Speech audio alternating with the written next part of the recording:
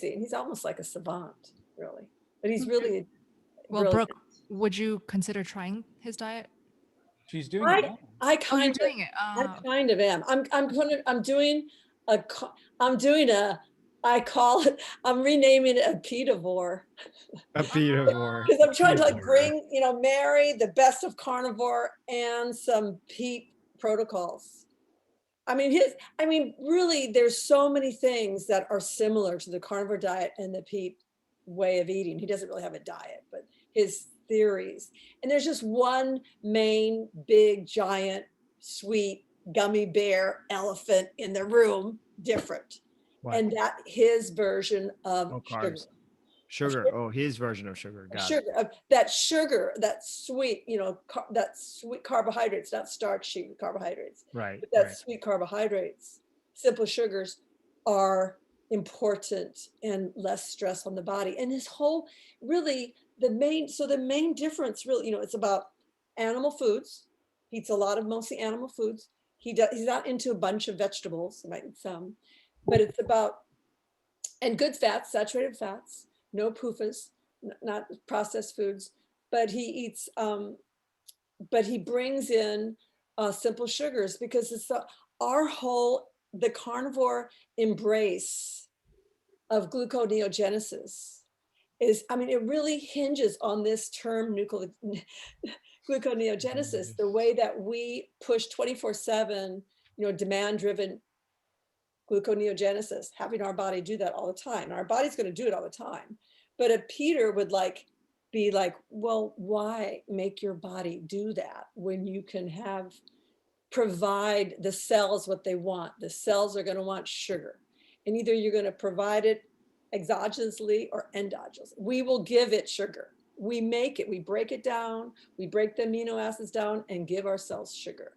And so a peat will you just give the body sugar. Plus, you still have these nutrients of an animal-based diet. They don't call it animal-based. Those are my terms. So Brooke is our Ray Pete guinea pig. So Yeah. she's going to file regular reports.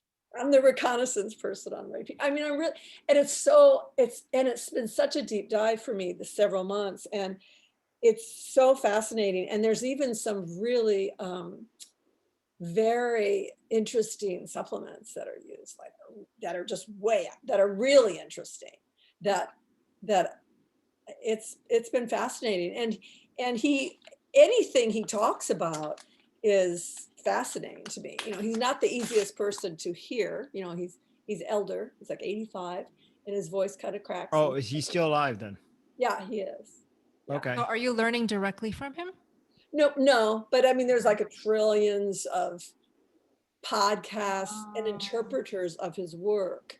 And even the Strong Sisters had him on once, but he's like and he's like stutters and stuff. But it's really interesting. And basically for me, I will not be giving up my carnivore badge. But I just felt like I started months ago, I started thinking, well, it was actually last year, more and more about Ray Pete's work. And then I started thinking, it's not like, I was thinking about my thyroid and the liver thyroid axis, to whenever the liver has to do the gluconeogenesis, the liver does that, right? And the whole cascade of cortisol is brought in, and it's it's taxing on the thyroid. So I love carnivore diet, and I love the feeling about cortisol, like when you're fasting or when you're in deep ketosis, you almost feel high. We've all had it. You have you're clear thinking, but that's cortisol. And so when someone says to me, well, sugar is addictive, and I say, well, cortisol can be addictive.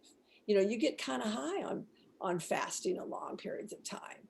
And the thing is, it costs. It's not free. It costs, and it costs a little bit on your thyroid and your thymus gland. And so that was my concern. Like, how do I do this? So because I'm really going very slowly and carefully. Like, how do I do this so I replenish the glycogen in my liver? yet and still be able to sleep and and keep my thyroid intact and still have all the knowledge of a plant-based diet. Because like the Peters who have not been carnivore, because like a lot of Peters have been carnivore. It's like this whole thing, they get there, but not all of them. And the Peters who have not been carnivore before don't really get it about the importance of meat, especially red meat, the wonderful value of red meat as opposed to other animal foods, and why you would be avoiding certain fats and stuff like that. So I see this all as a journey, and I really feel like there's room in the carnivore circle to be including fruit